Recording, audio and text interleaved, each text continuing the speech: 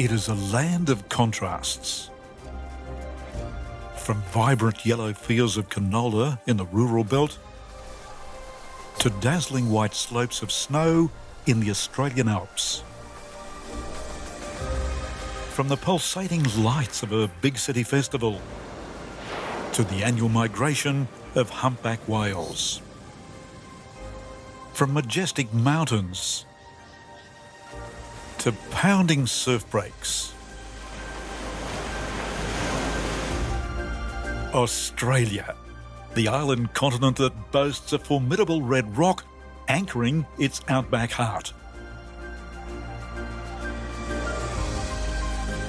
To a series of coral reefs so impressive they can be seen from outer space. This is a country with attitude. Starting from Australia's beautiful east coast, travelling west to the deserts of the outback, then over to the Great Barrier Reef as we reveal the best of this amazing country from an aerial perspective. Australia, a big country with big horizons and a big heart.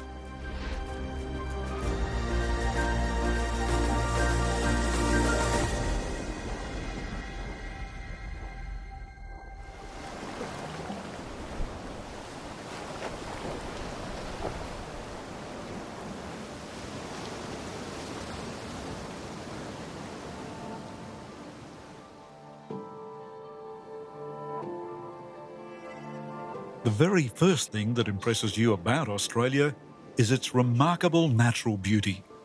Long golden beaches stretch along most of the coastline on this island continent, washed by sparkling surf and bordered by fields of green eucalyptus trees and lush paddocks.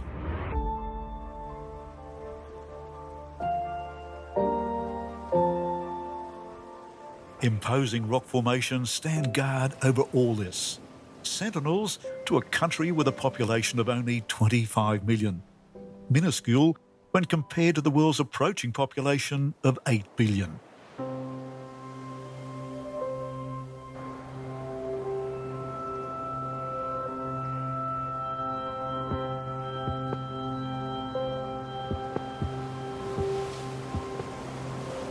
Travel south down the coast from the state capital of Sydney and the sheer beauty of Australia begins to unfold. Stanwell Tops gives a glimpse of the coastal communities below.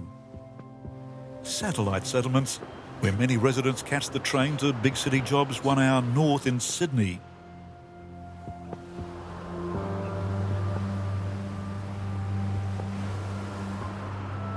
Drivers are challenged by narrow roads cutting into steep surfside cliffs. And to help them cope, the government has built this freeway out over the rocks.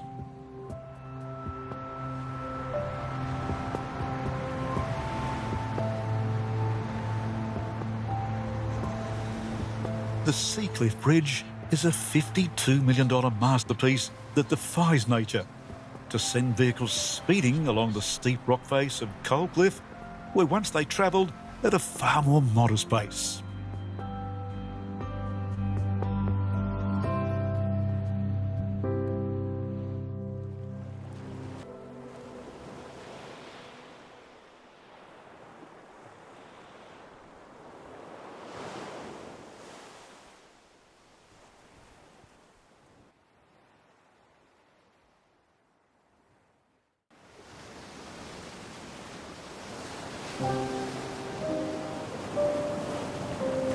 Back on the coast, an adventure from the Glasshouse Rocks. This collection of granite rocks has been eroded over millions of years by waves from the great Southern Ocean that pound it relentlessly.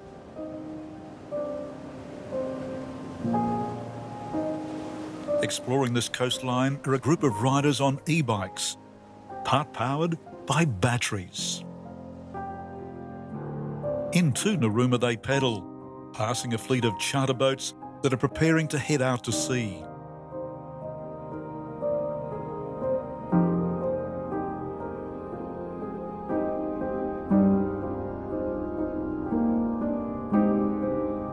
alongside Nauruma's main waterway they travel, using a walkway built for both cyclists and pedestrians. Their destination is out into the countryside, heading south to the historic settlement of Central Tuba.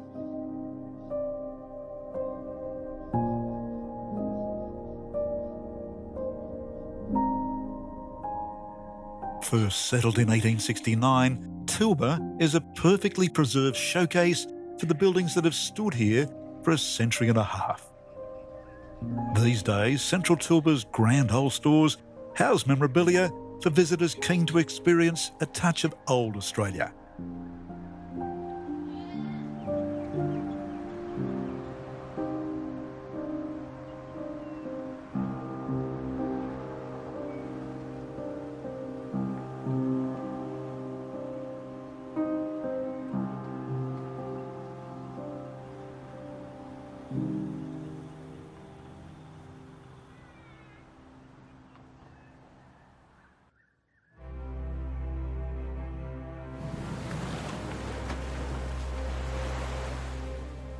One coastal settlement stands above all others in terms of sophistication: the city of Sydney.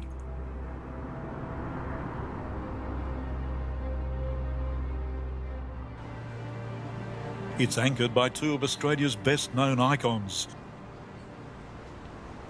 the Sydney Harbour Bridge and the Sydney Opera House. As if Sydney Harbour isn't stunning enough, these two jewels truly dazzle, entrees to a myriad of magnificent landmarks.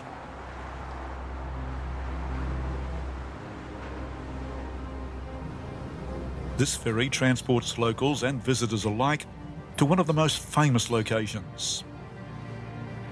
This is the freshwater class ferry that plies the harbour across to the beachside suburb of Manly.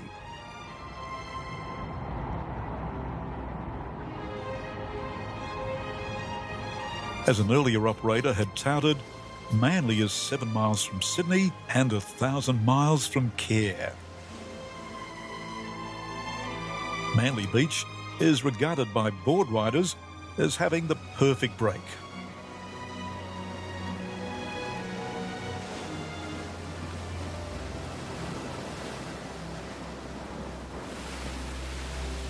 Overlooked by stately homes, Manly has many magnificent neighbours.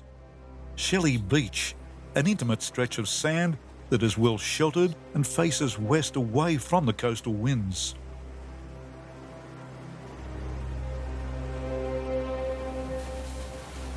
North Head, with its rugged cliffs, serving as the gateway to busy Sydney Harbour.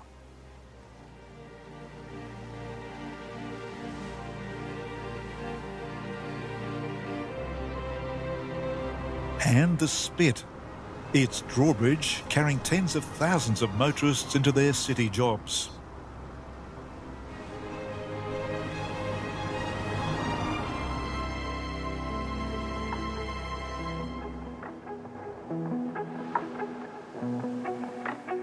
All along the coast, Sydney's golden beaches. These paragliders have launched off Long Reef, soaring like a bird over the northern beaches. Perfect conditions here for flying along the ridges and out over the sea.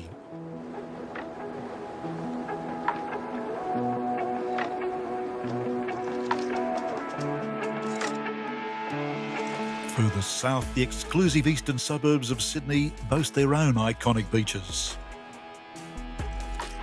Hideaways like Parsley Bay, with its suspension bridge built to carry people who walk the harbour foreshores.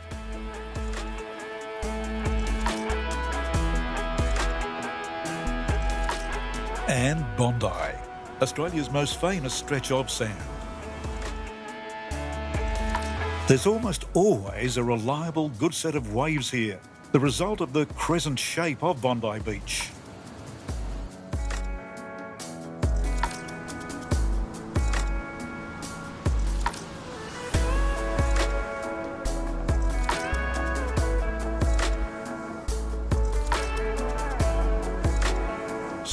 tall over the entrance to Sydney Harbour is the Macquarie Lighthouse. It's historic, but it's also still functioning. Completed in 1880, this is the longest-serving lighthouse site in Australia. The beam from the Macquarie Lighthouse guards shipping into Sydney, just as it has for the past 134 years. The ships guided by that lighthouse enter a harbour that is not only stunningly spectacular, but is also big, extremely big.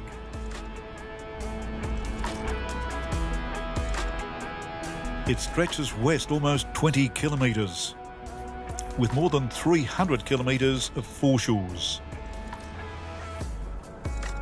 And it holds 500 gigalitres of water. That's the equivalent of 250,000 Olympic swimming pools. With Sydney's population now soaring past 5 million residents, apartment towers and homes jostle with one another for a water view.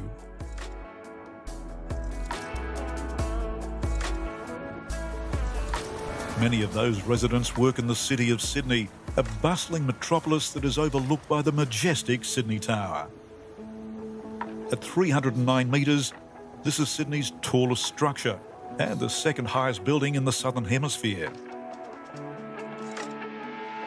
Travelling into the city is a matter of choice for commuters. Catch a ferry across the harbour to Circular Quay, or travel by train or car across the harbour bridge. For those with time on their hands, one way to take in Sydney's stunning views is atop the bridge. Bridge climbing has become a must-do for many visitors.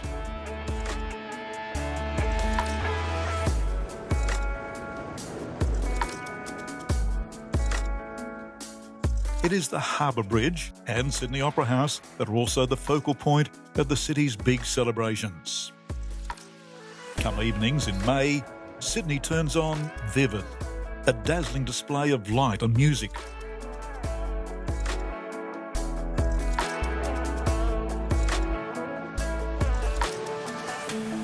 The pylons of the Harbour Bridge become huge screens, while all around the harbour, buildings become works of art.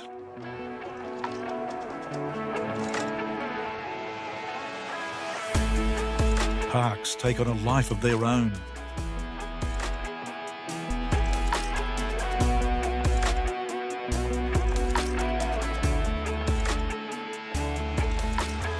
Vivid, Australia's most loved and awarded festival.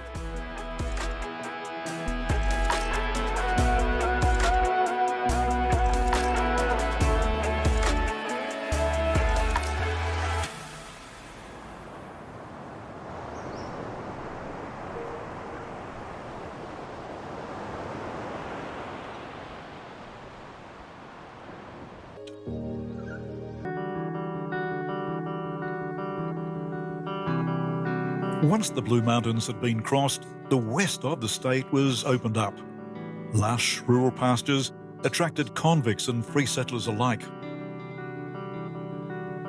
Today, the countryside is bathed in colour. Vast swathes of canola dazzle in early spring.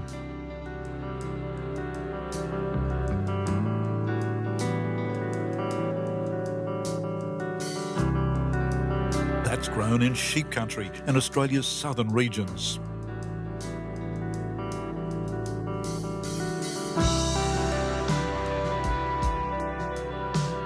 In more northern regions, fields are sown with fluffy white cotton plants.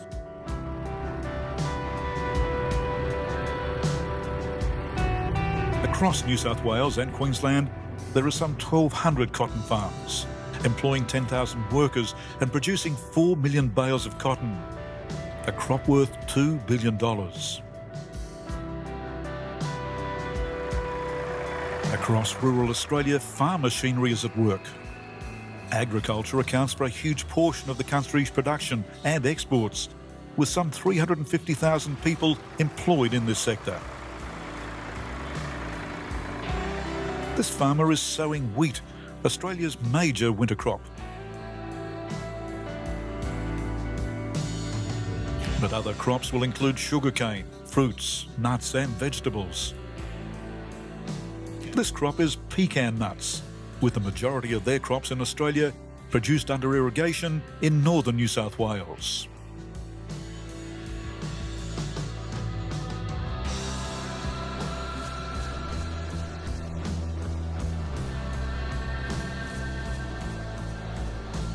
This hot air balloonist is flying low over crops over Canola in central New South Wales, a place regarded as the hot air ballooning capital of Australia because of its reliably strong thermals. Heating the gas governs the rate of ascent. The rainbow-coloured panels of the giant envelope, a stark contrast to the green crops spread out below.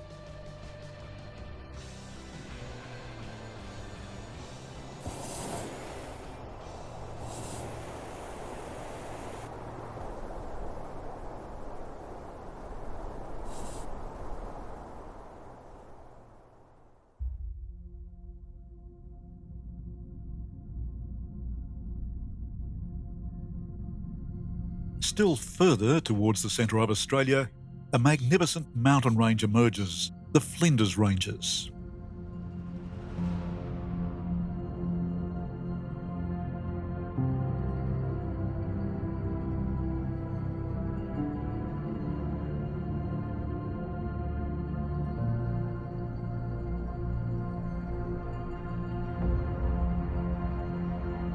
These ancient and rugged mountains are the largest range in South Australia. The eroded remnants of uplifted sedimentary rocks created over millions of years.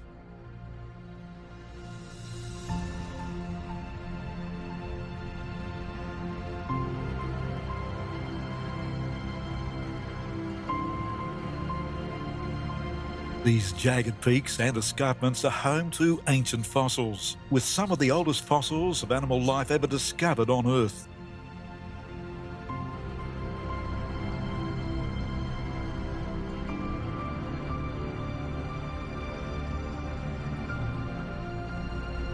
Amidst these towering ancient cliffs and deep craters, humans have established sheep properties like Rawnsley Park.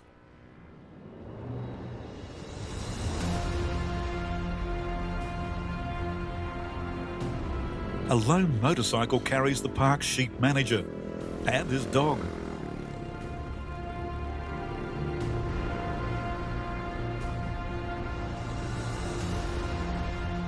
They're the sole mustering team for this group of merino lambs. It's early spring, and last year's mob of newborn lambs are being mustered towards an adjoining paddock.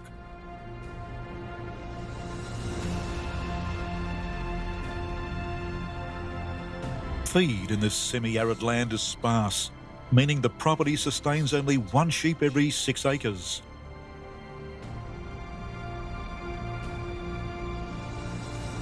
Even so, at peak capacity, Rawnsley Park can carry as many as 6,000 sheep.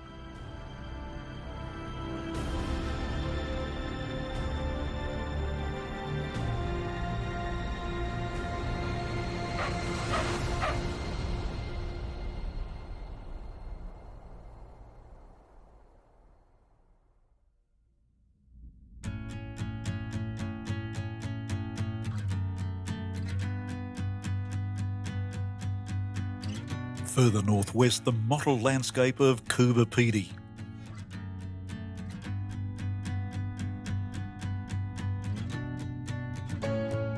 Miners digging holes into this treeless, stony desert have dug thousands of holes in their search for opals.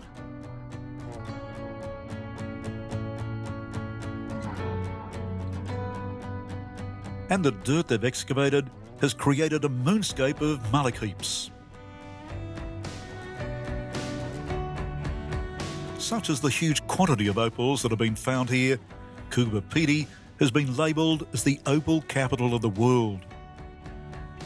There are more than 70 separate opal fields here, with many miners and their families living in homes dug under the ground to escape the high outback temperatures. Coober Pedy has been mined for just over a century, ever since a 14-year-old boy stumbled on a gemstone.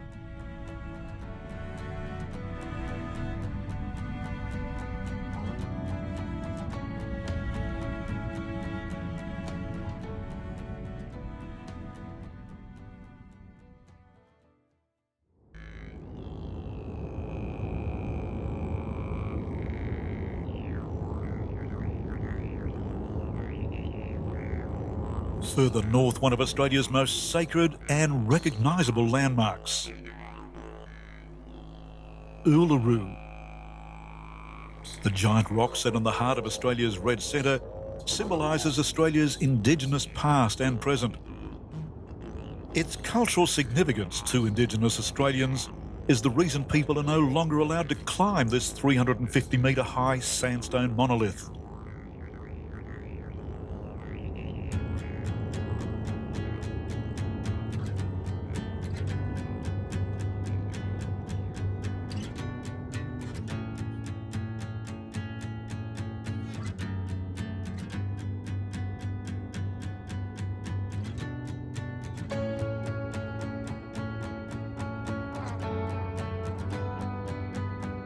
With climbing the rock now banned, tourism operators have come up with new ways to experience Uluru. A Segway tour around the base of Uluru is one new attraction, offering tourists a ride that will take them on a 10-kilometre loop. This is a tour with a difference. Cultural aspects of the rock and its history imparted by a local guide as they travel. It's not just Uluru they explore. Way out into the desert they ride, getting an insight into the Aussie outback, its stillness, its vast ochre plains.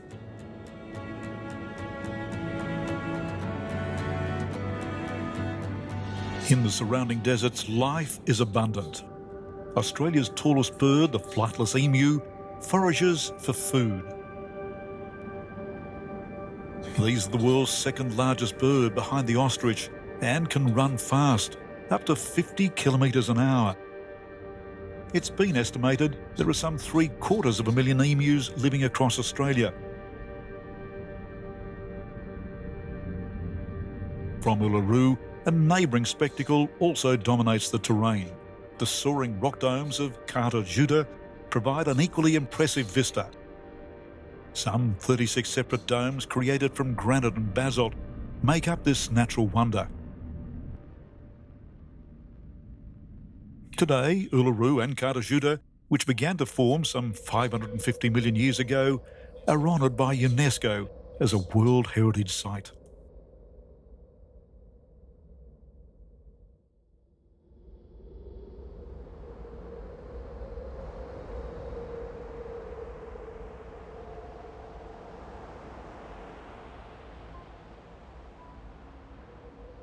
Apart from those geographic wonders, Australia's outback is indeed a harsh and hostile land. Even the hardy camel succumbs to temperatures which can reach well over 50 degrees Celsius, longest in the world.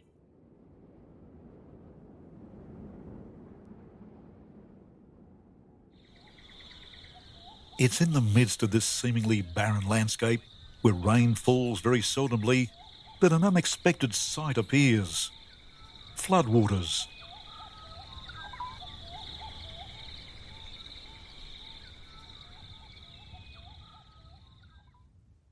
This station, Adria Downs, has some 16,000 head of cattle, livestock that is sold as organic beef all over the world.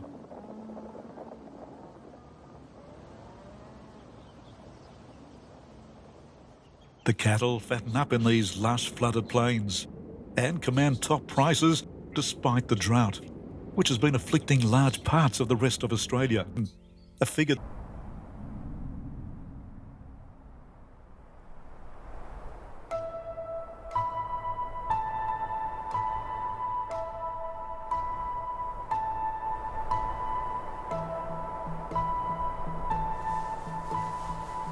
in complete contrast to the arid outback is the Australian Alps.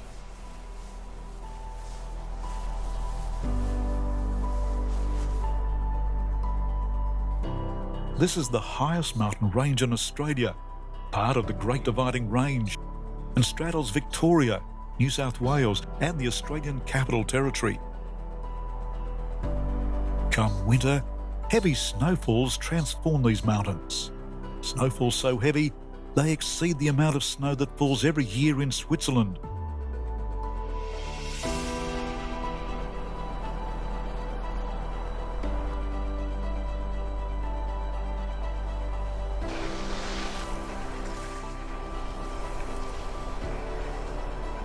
One Australian resort has been highly acclaimed for its alpine and cross-country skiing. Falls Creek. This is Victoria's largest ski resort, neighbouring Australia's highest significant body of water, Rocky Valley Lake, at 1,600 metres.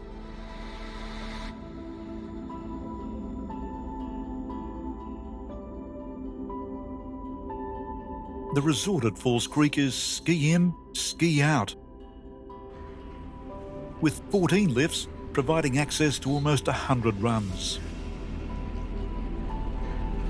The groom runs take skiers through forests of eucalyptus trees. The downhill run, all that more exhilarating, as skiers flash by stately gums.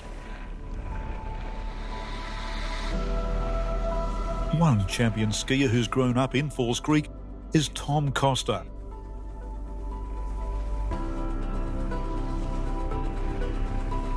Every Australian winter, Tom takes on a variety of roles around the resort, including guiding. His days on the slopes start slowly as he checks out conditions, then picks up pace as he dashes downhill.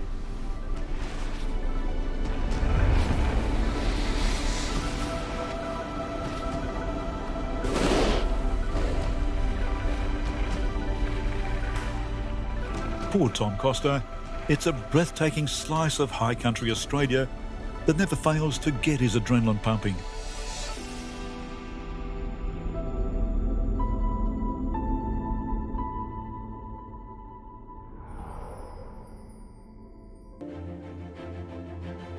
Life is certainly abundant in these rich waters. Gracious manta rays spread their enormous wings to glide close to the ocean's surface.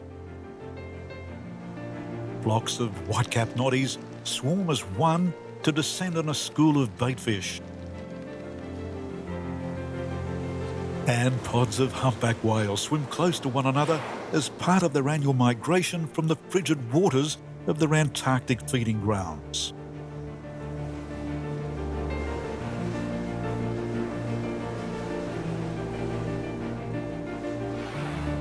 Their favourite playground is Hervey Bay, where groups of them cavort for hours.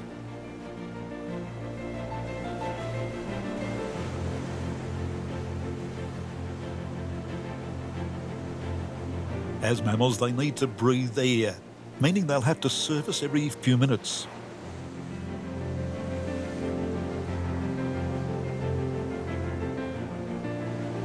Time to just loll about, slap their pectoral fins,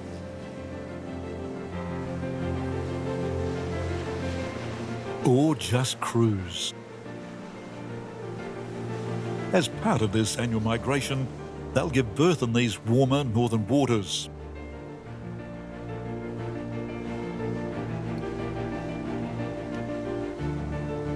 These births are a modern recovery miracle. From the brink of extinction 60 years ago, numbers have rebounded to levels around 30,000.